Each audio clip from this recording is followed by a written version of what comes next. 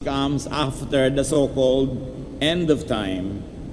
Many religious orientations, people, and groups can be so obsessed with the heaven that is yet to come that they miss the wonderful heaven that is now available. The wonderful heaven that is here and now, despite the world and in spite of what the world is filled of and filled with. They miss the wonderful heaven as it is because they are not paying attention to it. Ang ating pong pag-aaral, bibigyan natin ng pansin, the heaven in the mind. At hindi natin sinabing heaven is in the mind dahil parang imagination lang yun na hindi totoo. Ang sinasabi natin, aside from the heaven that is yet to come, there is a heaven that God wants us to enjoy here and now, the heaven that can be in the mind. Heavenly Father, thank you for your love, for your care, for your goodness. May your truth set us free.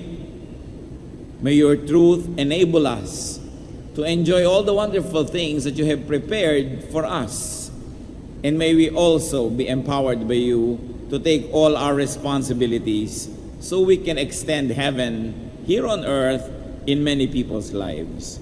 Be our speaker, lead us unto greater knowledge of you.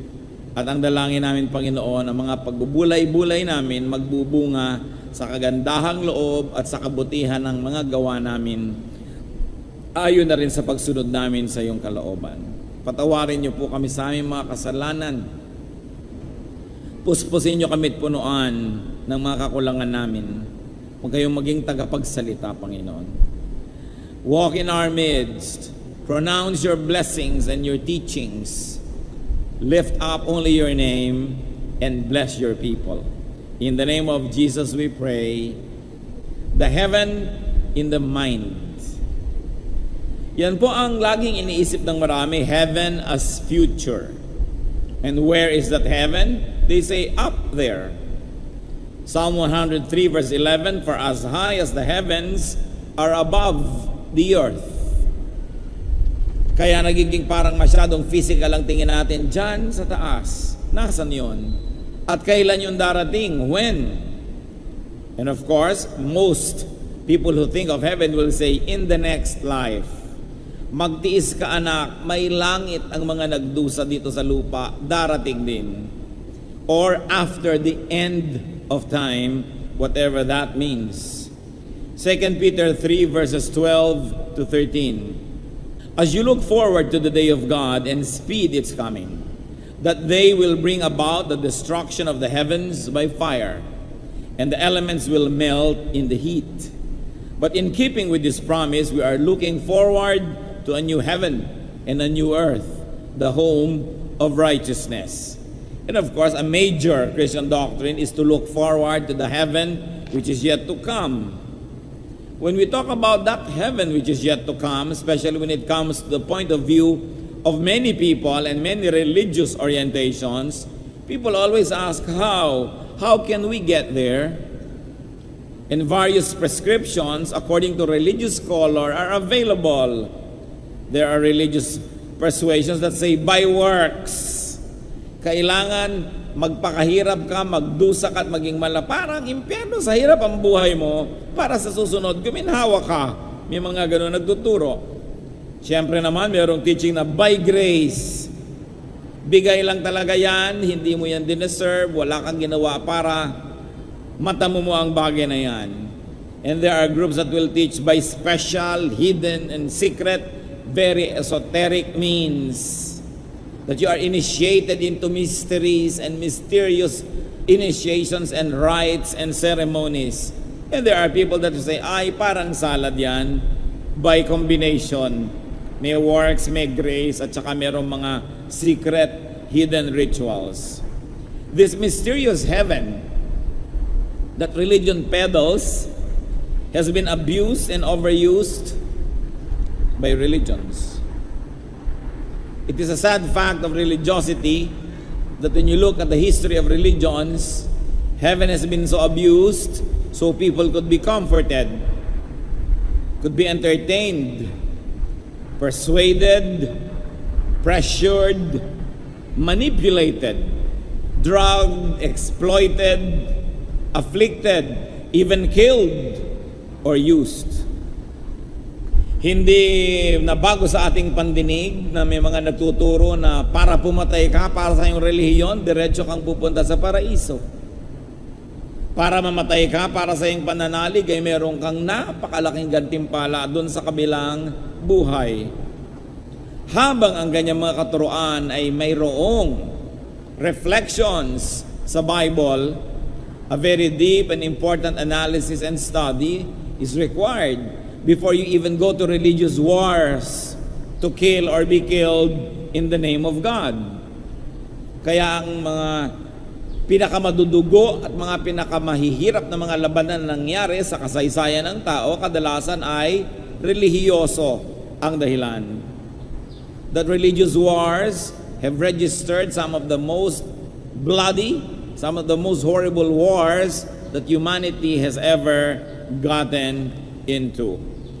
Kaya nga nagagalit ang Panginoon doon sa mga religious teachers na irresponsable, na ang gusto lamang ay libangin ang mga tao upang kanilang mapagsamantalahan.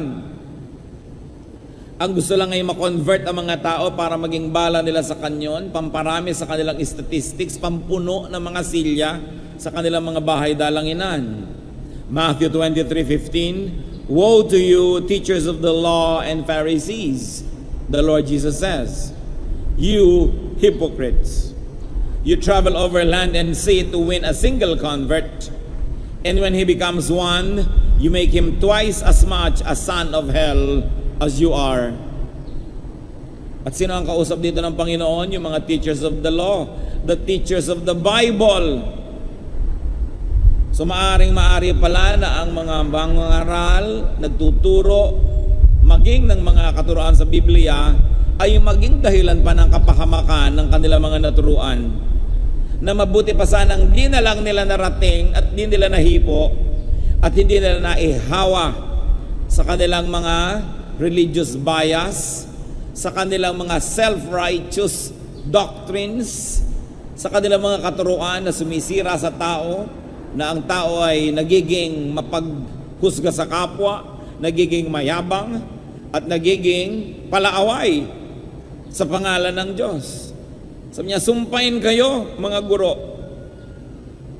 Hirap na hirap kayo na may mahikayat, at pag nadala nyo sa inyong pananalig, ay ginagawa nyo yung doble pa ang pagiging masama kesa sa inyo o kesa sa mga dati nilang mga kalagayan. It is a sad fact of history that organized and institutionalized religion usually claim franchise and exclusive access to this heaven. Yung heaven na pinag-uusapan na darating pa, pinag-aagaw-agawan ng mga relihiyon na sila lang ang may susi patungo dyan. Sila lang ang tunay. Sila lang ang tama. Wala nang ibang tama kundi sila lamang. Kaya kung paniniwalaan ninyo ang turo ng ganitong uri ng mga relihiyon, wala kayong ibang magagawang conclusion kundi hindi pala mahabagin ang Diyos, hindi pala maliligtas ang kirami-raming tao, konting-konti lamang kung susundin ninyo yung talagang katuruan nitong mga taong ito. Pero syempre, kung hindi ka magtuturo na ikaw lang ang tama, ano ang attraction mo? Kung hindi ka magtuturo na ikaw lang ang pinto patungo sa langit, ano ang magiging dahilan para ikaw ang piliin ng mga tao? Pero hindi po ganyan ang uri ng pagtuturo ng pinairal ng Panginoon. Ang tinuturo niya, hindi lamang yung langit na darating pa na inaasam ng mga relihiyon, kundi yung langit na maabot kamay kahit na kanino. Because of the notion that there are people and there are groups that have exclusive franchise to heaven that is yet to come, the notion has given birth to nameless and boundless misguidance, deception, and abuse. That's why the Lord once more addresses these religious people, Matthew 23 verse 16, "Woe to you, blind guides." Mga bulag na taga-akay. Saan ba dadalhin ng bulag na taga-akay ang kanyang inaakay kundi pareho silang mahuhulog sa bangin? But yes, we believe, of course, that there is heaven that is yet to come. The Bible is very clear about that. It is a recurrent theme. But there is a heaven that many of us neglect. Kung tayo nasa Panginoon, wala na tayong inabangan kundi yung wala pa. But there is a heaven that is now. Let's take a look at heaven as now. What I call the heaven in the mind, and you may want to call it the same way if you agree. Where is it? It is here, in the heart, in the mind. Whatever your concept is of the center of one's personality.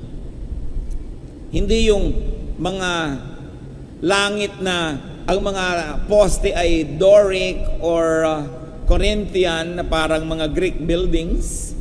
Hindi yung langit ng mga marble floors at may mga ulap-ulap ang pinag-uusapan. The heaven that is in the heart and in the mind is primarily what Jesus wants people to have. Luke 17:20 to 21. Once having been asked by the Pharisees when the kingdom of God would come, Jesus replied, "The kingdom of God does not come with your careful observation, nor will people say, 'Here it is,' or 'There it is.' Because the kingdom of God is," read church, "within you." This is a world of meanings, often neglected by many people because they are obsessed with the heaven up in the clouds. Sabi sa kanya ng mga Pharisees, teachers of the law, religious leaders and experts, kailan ba naman darating ang kingdom of God?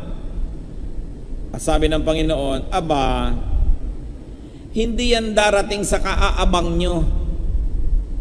Dahil hindi yan pwedeng abangan na parang paradang dumarating. Na pwedeng sabihin, ayan na, dumarating na ang kingdom of heaven. Ayun, nandun, nandito. Sabi niya, hindi. Ang kaharian ng Diyos ay nasa inyong kalooban. Nasa inyong puso. If you like to say, it is in your mind. Pero hindi yung negatively speaking na in the mind meaning haka-haka lamang at hindi totoo, kundi nasa inyong kaibuturan ang pagkatao. The kingdom of God that Jesus was always talking about is the kingdom in spirit. John 1:12, "Yet to all who received him, who believe in his name, he gave the right to become children of God." So pag tumanggap ka na sa Kanya, nanalig ka na, anak ka na ng Diyos, therefore you are a citizen of heaven. At alam niyo po yung citizens, wherever they go, they are protected by their embassy. That's why the church is the embassy of heaven on earth. It is the advance party, the sanctuary, the refuge of those who believe in God. Kaya nga po ang mga ambassadors, kita niyo po ang mga embassy nila kahit sa ibang bansa, may flag nila because it is considered an extension of their territory and the host government cannot assault it, cannot even get inside it without the permission of the host country or the embassy.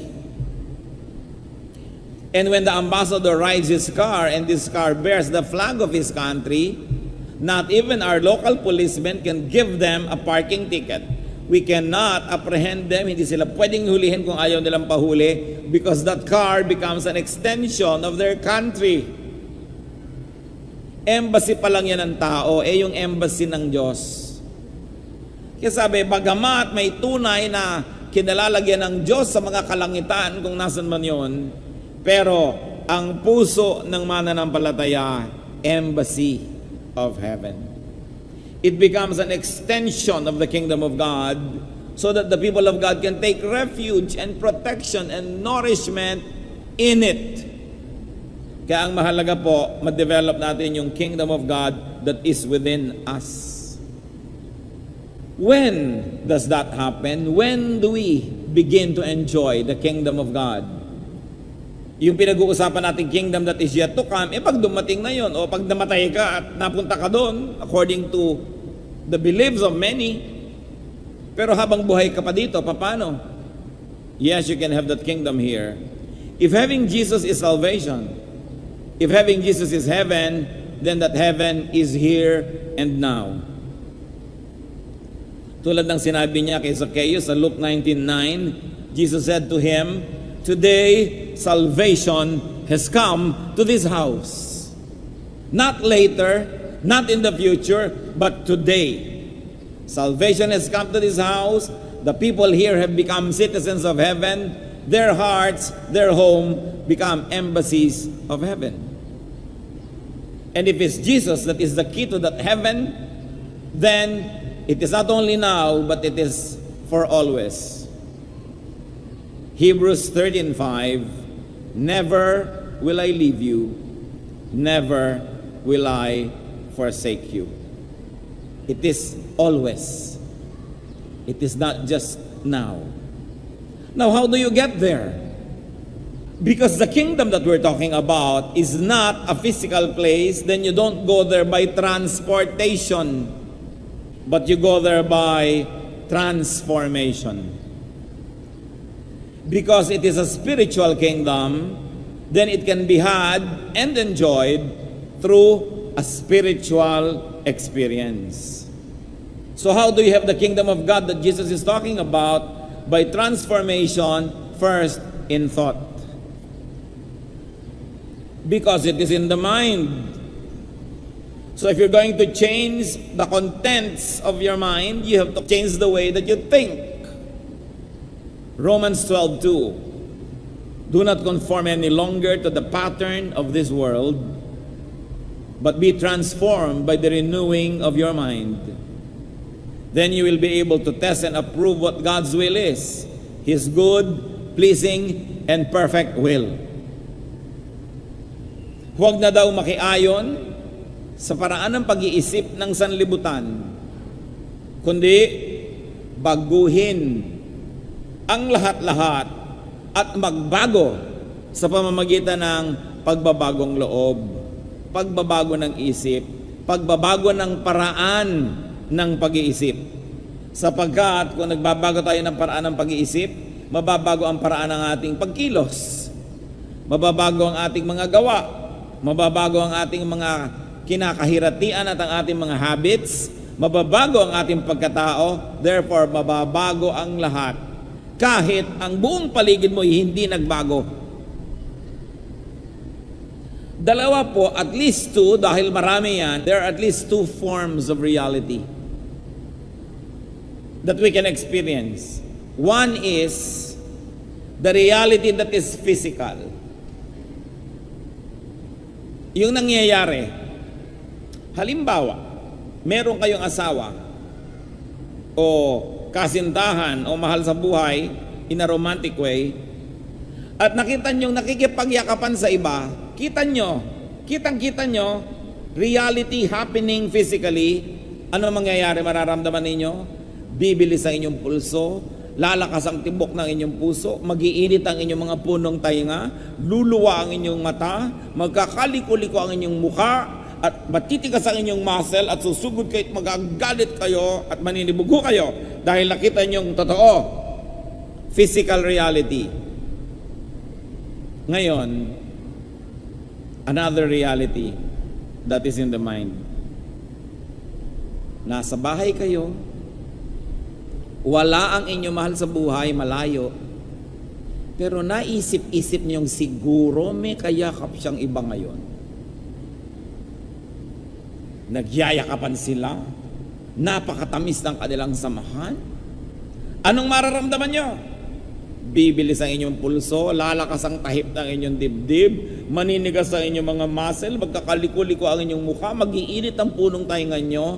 Lahat ng nangyayari, pag physically na nangyayari yon, mangyayari sa inyo. Pero, it's all in your mind. And yet, although it's only an imagination, it's already affecting you as if it's really happening. Because really, it has already happened. Maybe not in physical reality, but inside of you, it happened. Kaya kung gusto po ng tao na magkaroon ng kalangitan, kapayapaan, katahimikan sa kanyang puso, sa kanyang buhay, hindi niya kailangan baguhin ang mundo dahil ang tagal pa bago mangyari yung tutupukin ang mundong ito at babaguhin ang Diyos. Alangan namang intayin niyo pa yon. Hindi kailangang magbago lahat ng masasama, baguhin lahat ng problema ninyo, magkaroon kayo lahat ng pera, gumaling lahat ng inyong sakit para kayo sumaya. Because when you decide in your heart that you're going to enjoy the peace of God, and you believe that God can give it, you can have it no matter what the situation is. And that is the heaven in the mind.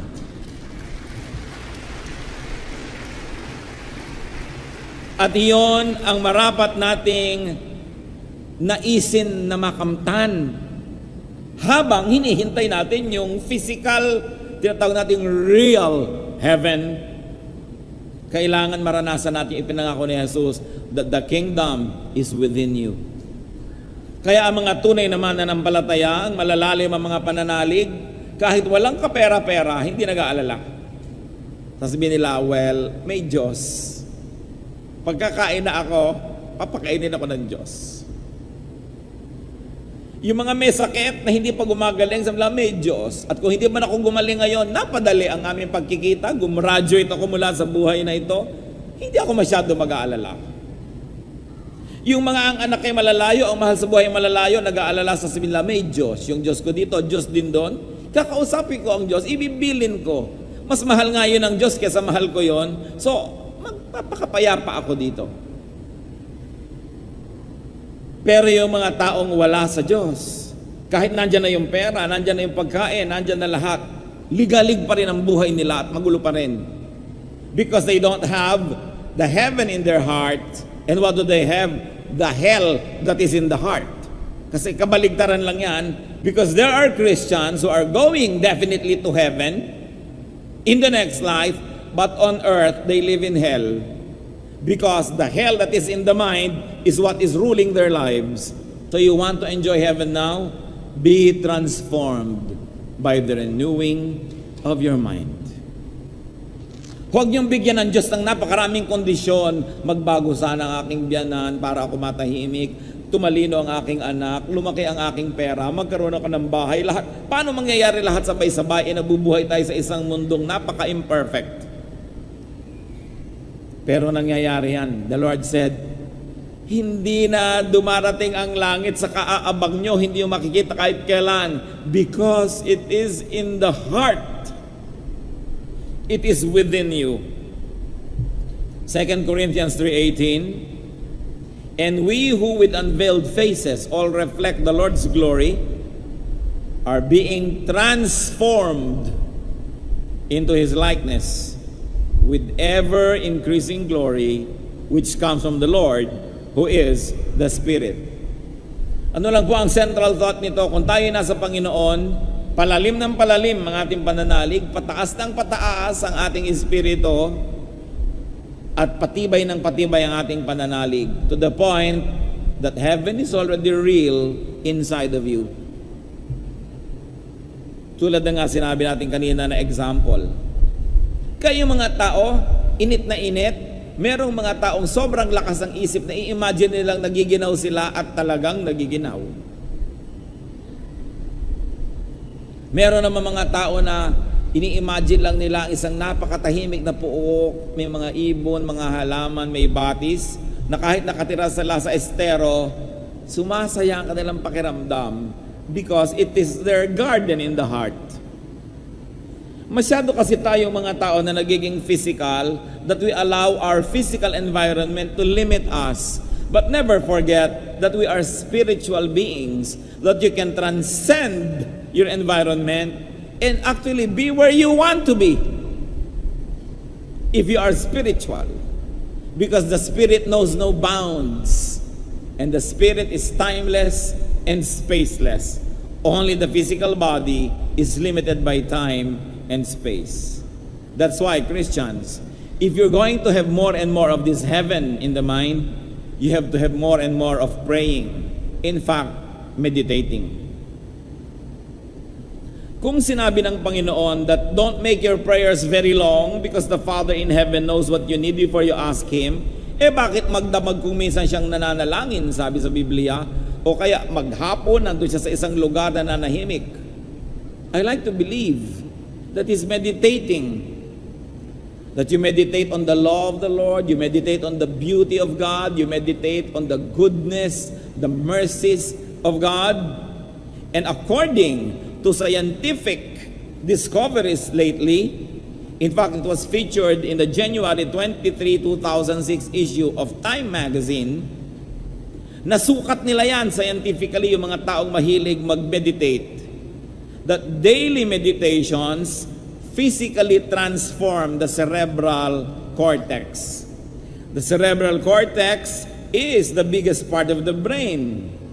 It determines intelligence and personality, the interpretation of sensory impulses, yung paggalaw ng ating katawan, the motor function, all of that is determined by the cerebral cortex. At sa mga sinukat na cerebral cortex ng mga pasyenteng nakiisa sa isang scientific test, yung mga mahilig mag-meditate, pakapal ng pakapal yung cerebral cortex nila. When your brain changes physically, it will change the way it functions. When its functions change, your thought patterns will change. When your thought patterns change, your behavior will change. When your behavior changes, your personality changes. That's why you can make heaven on earth if you know how to tune into God through meditation. At yan ang nawawala sa ating buhay. Pati yung mga tinatawag nating magko-quiet time, actually 5 minutes. Nauso na yung 1 minute with God, 5 minutes with God, na parang ganun lamang pala ang pakikipagniig sa Diyos. Basahin ng isang verse, basahin yung explanation, sasabihin sa inyo ng instruction, pray about this, and pray ka ng konti, and you think na nagbulay-bulay ka na.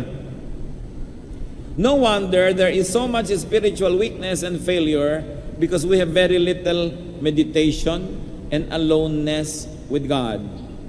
It is a spiritual activity that is personal, that every Christian must develop. Yung pakikipagniig sa Diyos. Tulad ng ginagawa ng mga sinaunang Pilipino na lagi nakikipagniig sa mga bagay na lampas sa physical. Kaya nga po tulad ng aking na-share ng sa marami, pagdating ng mga Kastila at hanggang nakaalis na lang sila, hindi pa naintindihan kung bakit ang mga Pilipino ay lagi nasa duyan. Bakit nga ba laging idinuduyan ang mga Pilipino? Bata pa lang sa duyan, paglaki ibang duyan naman, at pagtanda silyon, nauugoy-ugoy pa rin. Sabi na pagkatatamad ng lahing ito, laging uugoy-ugoy. Ang di nila nababatid, at marahil, ewan ko kung batid nyo, ha? Ang ating mga ninuno, actually nagbubulay-bulay pagka nagduduyan. Pagka uugoy-ugoy, si silyon-silyon, ay sila ay nag-iisip-isip, nagninilay-nilay, nagmumuni-muni. At sigurado sa ibang mga languages ng Pilipinas, may equivalent yung mga salitang yan. Nang ibig sabihin lang, nililimot ang physical environment at iniisip o kaya ay nakikiisa doon sa mas mataas na level of consciousness. No wonder our old people, though they may not have been formally schooled and trained in higher levels of academic institutions, no wonder they are full of wisdom. Bakit ang mga lolo't lola natin, lalo na noon, pag humingi ka ng payo, magagandang mga salita ang lumalabas sa kanilang bibig, mahuhusay ang mga kanilang mga pananaw sa buhay, sapagkat nasusuri nila ang buhay, nalalaman nila ang mga makakalaga at hindi, kaduduyan at kasisilyon. Yung mga sociologists ngayon, psychologists, psychiatrists, ano po ang kanilang ina-advance na mga dapat gawin daw ng modern persons? The art of doing nothing. Gusto nilang ibalik doon ng tao dahil sobrang naging busy. Paggising, magbubukas na ng radyo o TV kahit hindi nanonood. Kahit naglalaba, naglilinis, may umaandar na kung ano dyan, hindi na nabakante ang isip, lagi na lang may bombardment. May nakasaksak pa sa tenga, napapakinggan, lagi na lang may binabasa, lagi na lamang na may pinapanood, walang katahimikan. Kaya mahalaga po yung pagbubulay-bulay. Because as has been scientifically proven, although we don't need to be persuaded by science to believe what the Bible says, but it is nice that science not only accepts but also proves na talagang may nangyayari pagka madadasalin ang tao. So manalangin. Kailangan natin ng pagbabago ng isip. Hindi natin kumisan na lubos na naunawa ang halaga ng pag-iisip. So paano natin mababago ang ating buhay? Kailangan baguhin ang pinagagagawa ng utak na ito, ang ipinag-uutos niya sa atin at pinag-iisip niya. That's why the Bible says very, very clearly, be transformed by the renewing of your mind. So kung dati tayong pala reklamo, gusto niyo magkaroon ng heaven on earth, baguhin ang ugali at huwag lagi nagre-reklamo. Maghanap naman kayo ngayon ng mapupuri, then you will begin to see beautiful things. Kung dati kayong laging galit, baguhin niyo naman, gawin niyo naman kayo maibigin. Dati kayong lagi nang maramdamin, baguhin. Gawin natin na mapagtanggap tayo ng mga sinasabi ng iba kahit na nakakasakit at sabihin natin, hayaan mo, opinion mo lang yan. I don't think that's my opinion about myself, so I will never permit your opinion to hurt me. And I forgive you. Yung dati tayong maiinipin, hinahabaan mo ang iyong pasensya. So, sa pagbabago ng pag-iisip, mababago ang lahat. Huwag niyong asahan na babaguhin ng Diyos ang planeta para tayo sumaya. Dahil, yung merong outdoor activity, ayaw niyang umulan. So, ang dalangin niya sa Diyos, Diyos ko po, huwag mong papaulanin bukas. Pero, yung mga magsasaka, Diyos ko po, paulanin mo na bukas. So kung yung gagawin sa kapaligiran mo ang magdedetermine ng ikaliligaya mo, anong gagawin ng Diyos? Iba-ibang hinihingi ng tao, alangan bang umuulan sa'yo, tahimik sa kanya tuyo. Pero kung umulan naman at hindi, determined ka sa puso mo na makita yung blessing ng Lord doon, you will always be blessed. Kaya may pera ka't kaya wala, kung determined ka na, pagka meron, isa-celebrate ko ang goodness ng Panginoon, at pag wala, lalo ko namang isa-celebrate yung dependence ko sa Kanya. So, kaya wala at kaya meron, payapa ang buhay mo. Nasa pag-iisip ang lahat. Mga kapatid, lalo ang matatagal na sa Panginoon, kung meron kayong dating mga personality problems o kaya mga difficulties at nandyan pa rin hanggang ngayon, isa lang ang nakakatiyak na pwede natin sabihin, sa hinaba-haba ng pagkakristyano nyo at sa dinami-rami ng narinig nyong verses, di nyo pa rin binago ang inyong pag-iisip.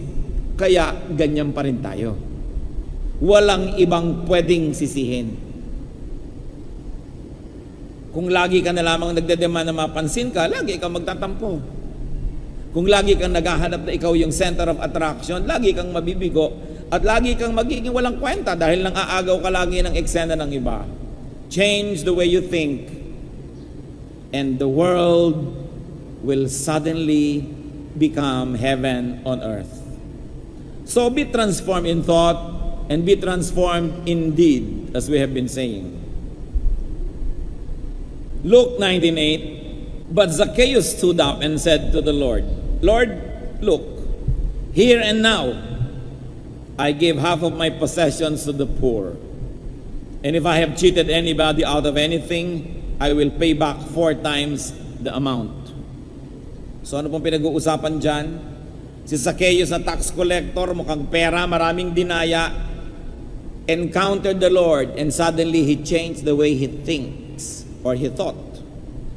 At sabi niya, yung pagpapahalaga ko nun sa pera, babaligtarin ko na ang papahalagahan ko yung katotohanan, katwiran, tao at Diyos. So Lord, ibabalik ko na sa mga dinaya ko ang aking mga kinupit, ipapamigay ko sa mahihirap ang iba kong kayamanan, ba iibahin ko ang buhay ko? Bakit iibahin? Kasi naiba ang pag-iisip. Bakit naiba? Dahil nakita niya si Kristo. So it's also a transformation in essence and spirit that is important. Exodus 34:29, when Moses came down from Mount Sinai, he was not aware that his face was radiant because he had spoken with the Lord. Pati ang mukha niya ay kumikinang at lumiliwanag dahil nakapanayam niya ang Panginoon. May pagbabago talaga yung mga napapaharap sa Diyos. 1 Corinthians 6:11, and this is what some of you were, meaning mga dating nasa kasalanan. But you were washed, you were sanctified, you were justified in the name of the Lord Jesus Christ and by the Spirit of our God. So pwedeng mabago ang lahat sa pamamagitan ng ating pananalig at pagsunod sa Panginoon. So change in essence and change in spirit. And it can be done by transcendence, by independence and freedom from the world. Hindi ka masaya lang pagka merong tubig, kahit wala masaya ka. Hindi ka masaya lang pagka maganda ang panahon. Masaya ka rin kahit umuulan. At mga kapatid, gusto ko pong bigyan ng puna ito, huwag yung sinasabing bad weather. There is no such thing as bad weather. Because weather comes from God. Kahit kumikidlat-kidlat, nare-recharge ang electrons ang ating atmosphere. Kailangan ng planeta ang mga kidlat. Tumabi-tabi ka lang nang huwag kang tamaan. Pag malakas ang hangin at may bagyo, nare-replenish ang mga energies ng mundo. Binabalanse ang mga imbalances. Yung sobrang init dito, inaalis. Yung sobrang lamig, inaalis. Kaya lumalakad ang mga init at lamig. Huwag ka lang pakalat-kalat para di ka sipunin. Don't say bad weather. You might want to say rainy weather. You might say windy weather. You might say ang lakas ng ulan, ang lakas ng kulog ng kidlat. Pero huwag nyo sabihin mas sungit at masamang panahon. Dahil galing din yan sa Diyos. Appreciate din natin yan. John 16:33, I have overcome the world. Kaya kong sumaya kahit pinapalungkot ako ng mundo. Ephesians 4:22 says, you were taught with regard to your former way of life to put off your old self, which is being corrupted by its deceitful desires. So we have to continue to put off our old self, so that there will be space in your heart for heaven on earth, for heaven that is in the heart and in the mind. And of course, we get transformed by association with Jesus. When you are associated with Jesus, changes will happen, naturally. Yung mga dating dungo na mga dinag-aral, mga mahiyain at may mga inferiority complex sa mga probinsyano, tulad ng mga disciples ng Panginoon, sa Acts 4:13, when they saw the courage of Peter and John and realized that they were unschooled, ordinary men, they were astonished and they took note that this man had been with Jesus. Nagulat sila, ba't ang lakas ng loob ng mga taong yan? May mga PhD ba para magturo? Mayayaman ba yan? Walang pinangingimian? Nagsasalita ng gustong sabihin kahit sino kaharap? Bakit wala silang inferiority complex?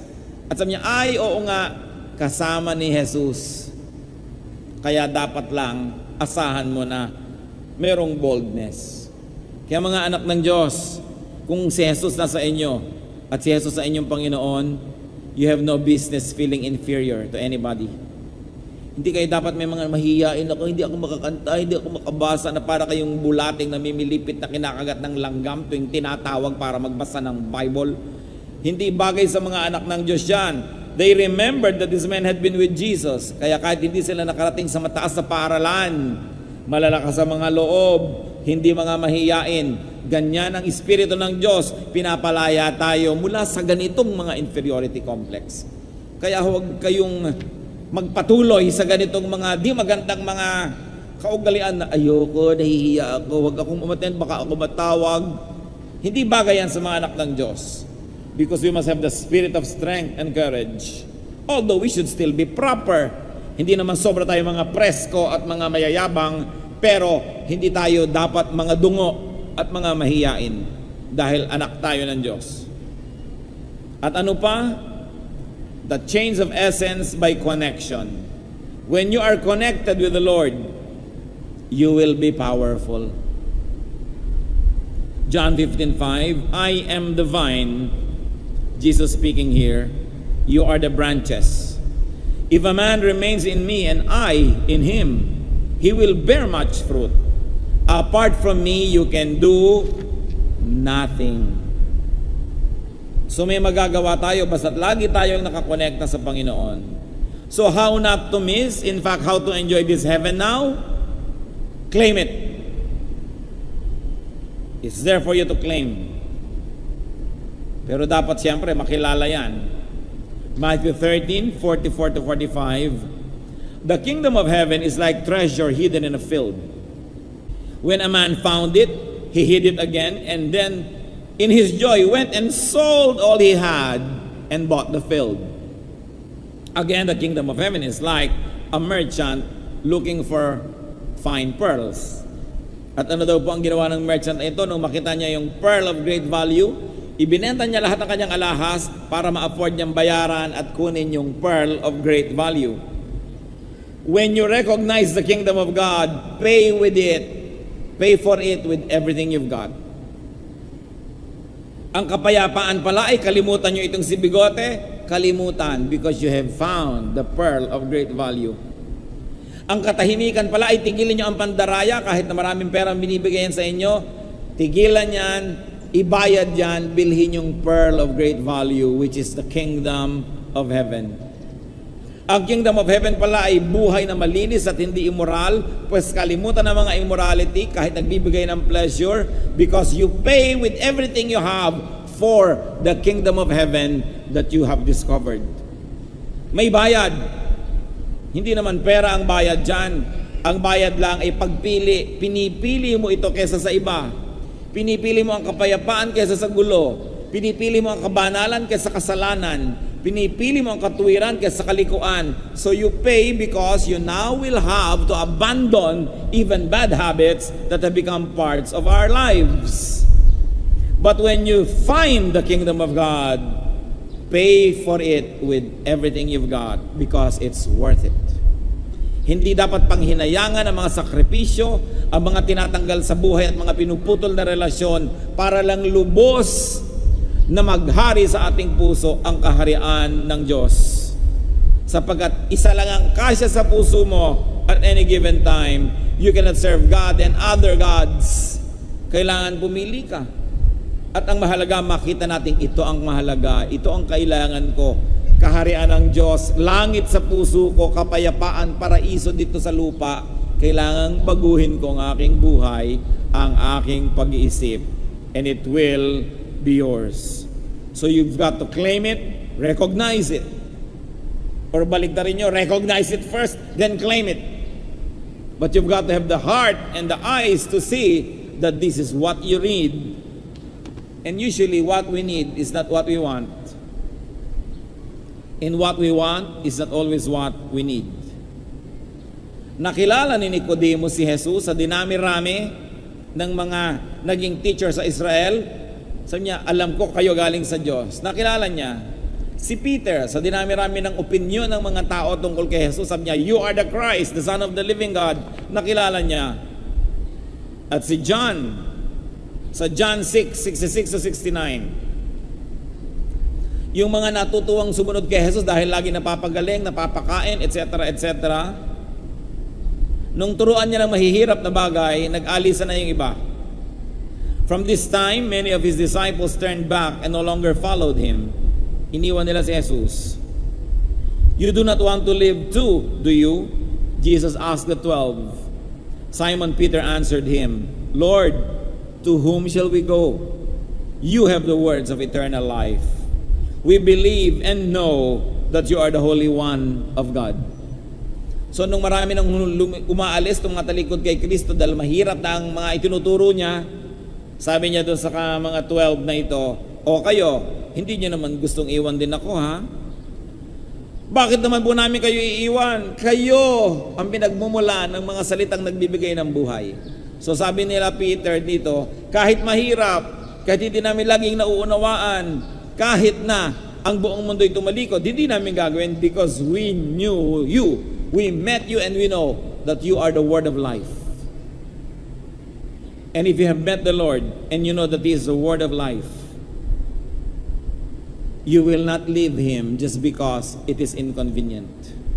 You will not leave Him just because there are other desires that you want to prioritize.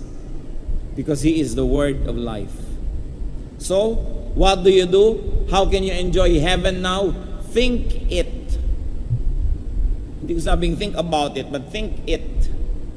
Yun ang gawin yung iniisip nyo. And the power of thought, the reality that is beyond the physical, will become real in your lives. Live it and live in it. Live in that heaven now. Though your environment does not look like it, remember, it is in the heart. It is within you. Ang kagandahan ng langit na ito, kaya niyong dalhin kahit saan kayo pumunta. You dignify a place by being there. You bring heaven with you. That's why it is important that we become ambassadors, extensions of the kingdom of God. Philippians 1:21, for me to live is Christ. So live Christ, live in Christ, and let Christ live in you. And no matter what your environment is, you will have this heaven on earth. So be sure that you will go to heaven that is yet to come. Na hindi naman ang topic natin ngayon. Tiyakin nyo rin, nakasama kayo doon sa darating pa. At alam nyo naman itinuturo, believe in the Lord Jesus, accept Him as Savior and Lord, and you will be made children of God. But meanwhile that it is not yet, make sure that you are in heaven now, the heaven that has already come. In fact, the heaven that can readily come to anybody. Matthew 12:28, pinag-uusapan na naman kung nasan yung kingdom at kailan. Sabi ni Lord, but if I drive out demons by the Spirit of God, then the kingdom of God has come upon you. Sabi niya, anong inaantayin yung mga ulap-ulap, trumpet-trumpeta? Kung nagpapalayas ako at lumalaya sa mga demonyo mula sa mga buhay nyo, dumating na sa inyo ang kaharian ng Diyos. So ano po ang isang patunay na nasa atin ang kaharian ng Diyos? Napalayas na ang mga demonyo at demonyitong nakikitira sa atin. Kaya titingnan nyo lagi ang sarili nyo, sarili natin, mananalamin tayo. May mga alaga pa ba ako? Kasi pag dumating si Jesus at dumating yung kingdom sa inyo, isa sa mga senyales nun, napalayas ang mga demonyo. So tanungin nyo yung katabi nyo, ikaw, may alaga ka pa ba? Na yung pagka naprobo ka, nalilimutan mong Kristiyano ka. Diba? May alaga ka na dyan, paalisin yan. Sabi ni Lord, if I drive out demons by the Spirit of God, then the kingdom of God has come upon you. Dumating na. Huwag niyong abang kayo ng abang, kailan, petsa, compute. Hindi yan ang sinasabi ni Jesus na darating. Sabi niya, nasa puso mo. So, do not just treat and diminish and minimize and trivialize the present life as just a preparation for the coming heaven. Mahalaga mga kapatid ang buhay na ito. Huwag natin siyang walain ang halaga sa pamamagitan ng pagtuon lang natin sa darating pa. Nalilimutan tuloy natin yung ngayon. Narito yan ngayon. Life now, life here, offers fullness. In fact, it offers heaven. Sabi ni Lord sa John 10:10, the thief comes only to steal and kill and destroy. I have come that they may have life and have it to the full. Here and now, you can have a full life. But it depends on what is full. Kung sa'yo ang full life ay yung may 3 bahay, may 5 kotse, may 5 asawa, may bilyones, hindi ka na siguro magiging full kahit kailan. So kung hindi mangyayari yun, what do you do for you to be full? Change your mind. Change what is the meaning of full, and you will be full. It's all in the mind. So what is important for us is to find, to experience, to enjoy, and to share this heaven now. Brothers and sisters, with the help of God, you can create this heaven in your heart, in your home, in your community, in our church, in our nation on earth. Heaven on earth. Aming Diyos, buksan niyo nga po ng lubos sa aming isip nang lalo pa naming maunawa ito. Itong heaven that is in our heart. The kingdom of God, the kingdom of heaven that is inside us. Ipaunawa niyo po ito sa amin, Panginoon. Sa mga kapatid namin panauhin na nabubuhay sa malaimpyernong paraan, ituro mo na pwedeng maiba ito. That by receiving Jesus into our hearts and lives, we can become children of God, citizens of heaven, and we can create heaven in our hearts. In fact, even in our midst. Ituro mo sa amin, Panginoon, yung halaga nung darating pa na itinuturo sa Biblia at yung dumating na itinuturo rin ng Panginoong Jesus. Buksan niyo po ang aming mata kung anong nagiging sagabal para kami maka-enjoy nitong heaven, nitong kingdom of God within us. Ano po sa paraan ng pag-iisip namin, sa paraan ng pamumuhay, ang naglalayo sa heaven na ito at naglalapit doon sa hell on earth? Teach us. Magbulay-bulay tayo, mga kapatid. Suriin ang ating mga sarili. At kung sa inyong pananaw, you enjoy this heaven, this kingdom of heaven within you, thank God, it is only possible because of God's grace, and extend that heaven to other people. And if you think na kulang yon, madalas nga nagiging parang hell, mag-isip. Humingi ng karunungan sa Diyos so we can identify and destroy that which takes the place of the kingdom in our hearts. Empty your heart of the kingdom of hell. Empty your heart of the element